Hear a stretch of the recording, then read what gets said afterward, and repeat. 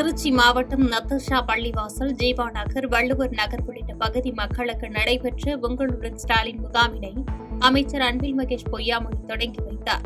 இம்முகாமில் நூற்றுக்கணக்கான மக்கள் பங்கேற்ற நிலையில் அவர்களுக்கு அமைச்சர் அன்பில் மகேஷ் ஆடைகளை வழங்கினார். விழுப்புரம் மாவட்டம் மேல்மலையனூர் பகுதியில் உள்ள சாலையின் நடுவே உள்ள மின்கம்பத்தை அகற்றாமல் அதன் மேல் சிமெண்ட் சாலை அமைக்கப்பட்ட சம்பவம் அதிர்ச்சியை ஏற்படுத்தியுள்ளது. 89 லட்சம் ரூபாய் மதிப்பீட்டில் சாலை அமைக்கப்பட்ட நிலையில் சாலையின் நடுவே உள்ள மின்கம்பத்தை அகற்ற வேண்டும் என்று அப்பகுதி மக்கள் கோரிக்கை வைத்துள்ளனர். செங்கல்பட்டு மாவட்டம் மதுராந்தகம் அடுத்த விராடூர் ஊராட்சியில் வரைபடத்தை மீறி தனிநபரின் இடத்தை ஆக்கிரமித்து ஊராட்சி மன்ற கட்டடம் கட்டப்பட்டு வருவதாக அப்பகுதி மக்கள் குற்றம் சாட்டியுள்ளனர்.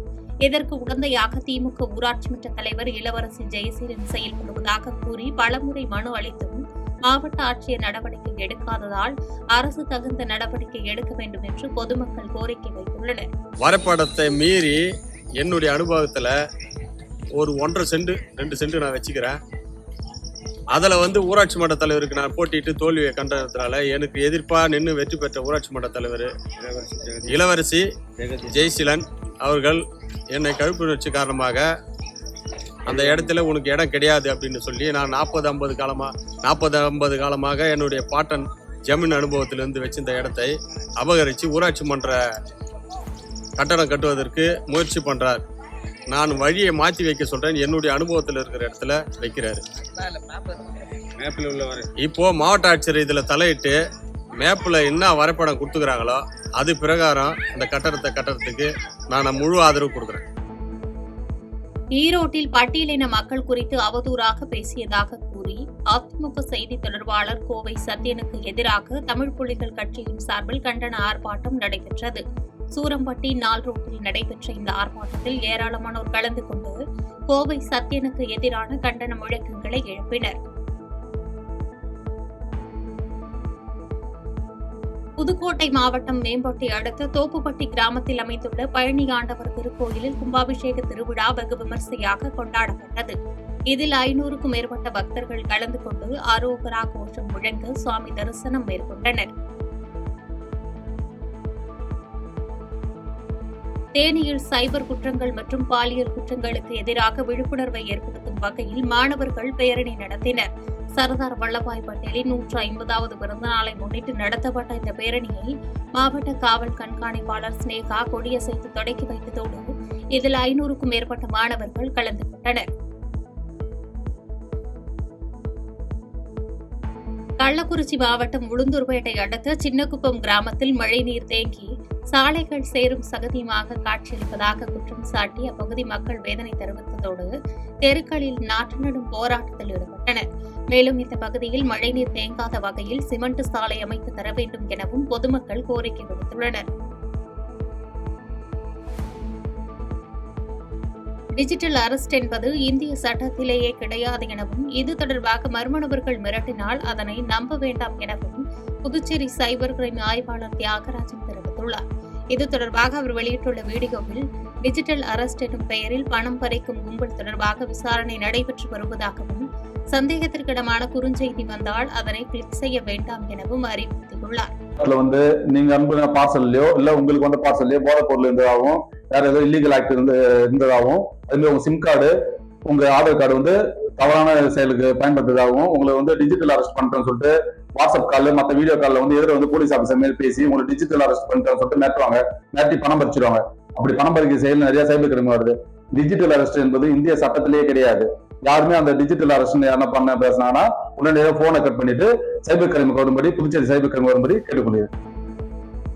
மயிலாடுதுறை மாவட்டம் குருஞான சம்பந்தர் மிஷன் மெட்ரிகுலேஷன் மேல்நிலைப் பள்ளியில் அறிவியல் கண்காட்சியை தர்மபுரம் ஆதீனம் குரு மகா சன்னிதானம் தொடங்கி வைத்தார். இதில் 800க்கும் மேற்பட்ட மாணவ மாணவிகள் கலந்து கொண்டு தங்களது திறமைகளை வெளிப்படுத்தி மகிழ்ந்தனர். தென்காசி மாவட்ட ஆட்சியர் கூட்ட அரங்கில் நடைபெற்ற குறை தீர்க்கும் கூட்டத்தில் தொழிலில் ஏற்பட்ட நஷ்டம் குறித்து பேசிக் கொண்டிருந்த விவசாயி உயர் ரத்த அழுத்தம் காரணமாக திடீரென மயங்கி விழுந்ததால் பரபரப்பான சூழல் நிலவியது. இதையடுத்து விவசாயி உடனடியாக மீட்கப்பட்டு மருத்துவமனைக்கு சிகிச்சைக்காக அனுமதிக்கப்பட்டார். தென்காசி அருகே பல்வேறு நலத்திட்ட பணிகளுக்காக வருகை தந்த முதலமைச்சர் விவசாயிகளுக்கு போதுமான திட்டங்களை அறிவிக்கவில்லை என்று விவசாயிகள் குற்றம் சாட்டியுள்ளனர். மேலும் அவ்வாறு திட்டங்களை அறிவிக்காததற்கு மாவட்ட நிர்வாகத்தினரே காரணம் எனவும் குற்றம் சாட்டும் விவசாயிகள் செண்பகவல்லி அணை திட்டம் உள்ளிட்ட நீண்ட நாட்கள் கோரிக்கையை நிறைவேற்ற வேண்டும் எனவும் கோரிக்கை விடுத்துள்ளனர். பெரம்பலூரில் சர்தார் வல்லபாய் பட்டேலின் 150வது பிறந்த நாளை முன்னிட்டு நேரு யுவகேந்திரா சார்பில் நடைபெற்ற ஒற்றுமை அணிவகுப்பு பேரணியில் 300க்கும் மேற்பட்ட மாணவிகள் கலந்து கொண்டனர்.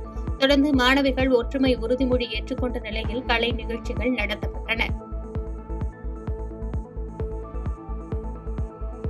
காஞ்சிபுரத்தில் தமிழக தேர்தல் ஆணையம் அறிவுறுத்தலின்படி சார் ஆட்சியர் ஆஷிக் அலி தலைமையில் வாக்காளர் சிறப்பு தீவிர திருத்தம் குறித்தான செயல்முறை கூட்டம் நடைபெற்றது. இக்கூட்டத்தில் காஞ்சிபுரம் சட்டமன்ற உறுப்பினர் எழிலரசன், அதிமுக, பாஜக மற்றும் பல்வேறு கட்சிகளைச் சேர்ந்த வாக்குச்சாவடி நிலை முகவர்கள் கலந்து கொண்டனர். உலக புகழ்பெற்ற தஞ்சை பெரிய கோயிலில் மாமன்னர் ராஜராஜ சோழனின் 1040வது சதய விழா நாட்டுப்புற கலை நிகழ்ச்சிகளுடன் தொடங்கியது. சிலம்பாட்டம், ஒயிலாட்டம், தப்பாட்டம், பொய்க்கால், குதிரையாட்டம் என 250 கலைஞர்கள் கலை நிகழ்ச்சிகளை நடத்திய நிலையில் சட்டமன்ற உறுப்பினர், நாடாளுமன்ற உறுப்பினர் என ஏராளமான அரசியல் கட்சி பிரமுகர்கள் கலந்து கொண்டனர். விருதுநகர் மாவட்டம் காரியாபட்டியில் 5 கிராம உதவியாளர் பணிகளுக்கான நேர்முக தேர்வு விறுவிறுப்பாக நடைபெற்றது. இந்த பணிகளுக்கு 400க்கும் மேற்பட்டோர் விண்ணப்பித்திருந்த நிலையில் 10ஆம் வகுப்பு முடித்தவர்கள் முதல் பட்டதாரிகள் வரை ஏராளமானோர் பங்கேற்றனர்.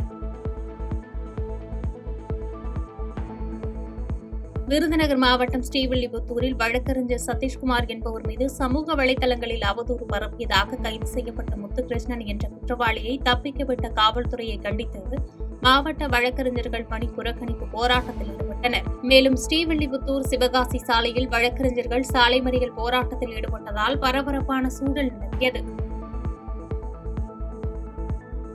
செய்திகளை உடனுக்குடன் தெரிந்து கொள்ள கீழ்கண்ட கேபிள் மற்றும் டிடிஎச் நெட்வொர்க்குகளில் எம்நாடு செய்தி தொலைக்காட்சியை காணுங்கள்.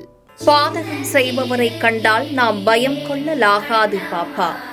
மோதி மிதித்துவிடு பாப்பா, அவர் முகத்தில் உமிழ்ந்துவிடு பாப்பா. அண்மை செய்திகளை உடனுக்குடன் தெரிந்து கொள்ள இணைந்திருங்கள் எம்நாடு தொலைக்காட்சியுடன்.